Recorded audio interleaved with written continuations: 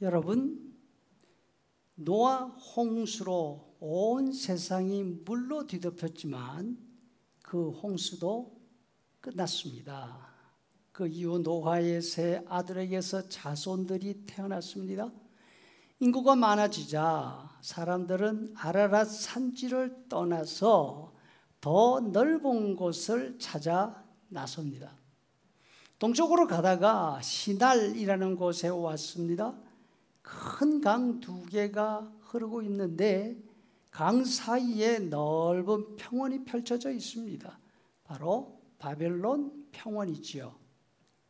이곳이라면 자신들이 모여 함께 살만하다 생각했습니다. 자신들을 보호해 줄 성을 쌓기로 하고 성 안에는 최후의 보루가 되는 높은 망대를 건축하기로 합니다. 여러분, 고대 사회에서는 성 안에 망대를 짓는데 이곳은 대단히 중요한 곳입니다. 그냥 전망대가 아니라 최후의 요새였습니다. 사람들은 성벽을 튼튼히 쌓을 뿐 아니라 성 안에 망대 요새를 가능한 한 높고 가능한 한 견고하게 건축하였죠. 그 안에 많은 무기와 많은 양식을 비축하고 적들이 쳐들어와서 혹시 성이 점령된다 하더라도 항복하지 않고 끝까지 싸울 수 있도록 준비한 것입니다. 시날 평지에 정착한 노아의 후손들은 그곳이 너무나 좋았고 그곳에 살고 싶었습니다. 세상 어떤 세력들이 쳐들어와도 자신들을 지킬 수 있는 성과 망대 요소를 짓기로 계획한 거 참 좋은 생각 아닙니까? 그런데 망대 요새를 건축하려는 목적이 참 흥미롭습니다. 다른 사람들의 공격을 대비하는 것이 아니었습니다. 4절을 보십시다. 말하되 자, 성과 탑을 건설해서 꼭대기를 어디에? 하늘에 닿게 하자. 그래서 흩어짐을 면하자.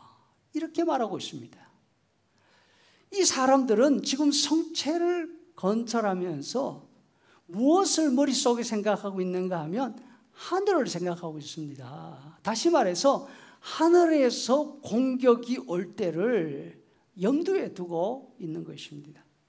왜요? 과거 할아버지의 할아버지 노아가 하늘로부터 오는 공격에 큰 위험에 빠진 적이 있지 않습니까? 누가 노아를 공격했습니까?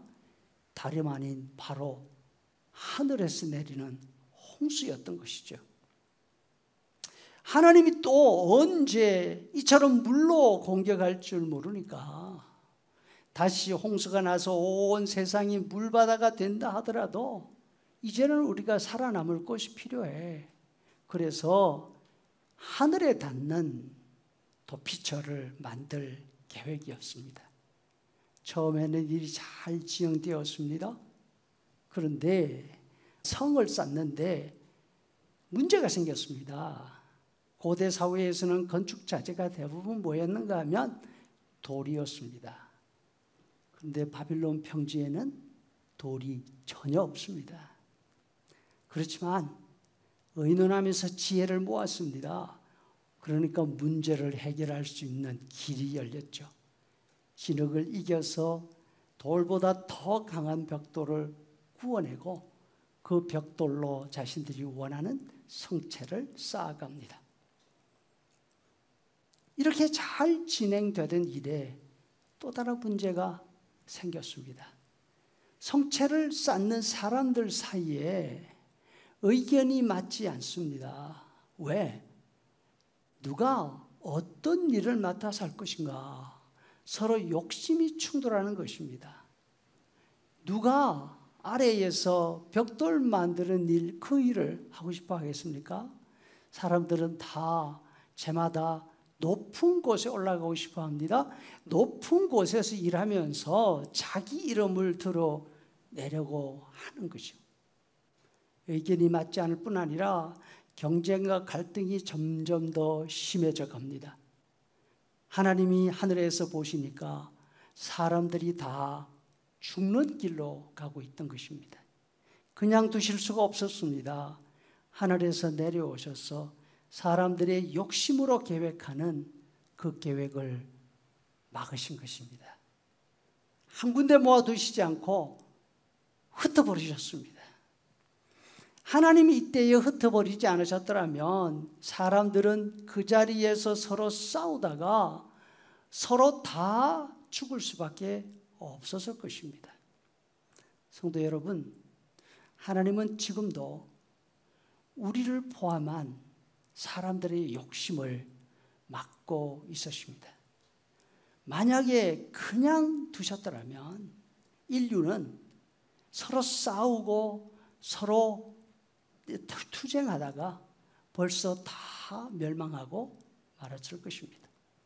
베드로후서 2장 7절에 보면 불법의 비밀이 이미 활동을 시작하였으나 그것을 막고 계시는 분이 있으시다. 누구십니까? 하나님이십니다. 그것이 바로 바벨탑 사건인 것입니다. 세상 사람들이 자신들의 욕심대로 다 한다면 여러분 어떤 일이 벌어지겠습니까? 우리의 욕심은 서로를 파괴하고 죽음으로 몰고 가는 것입니다. 올 한 해 내 바람, 내 욕심대로 일이 되지 않을 때 낙심하지 않기를 바랍니다. 오히려 우리 욕심을 막고 계시는 하나님을 볼 수 있기를 바랍니다. 바벨탑을 무너지게 하셔서 그곳에서 사람들을 흩으심으로 욕심 때문에 다 죽지 않고 생존하시도록 하신 그 하나님의 손길을 볼 수 있기를 바랍니다. 그래서 우리의 욕심이 아니라 하나님을 의지하는 그런 귀한 한 해가 되기를 소원합니다.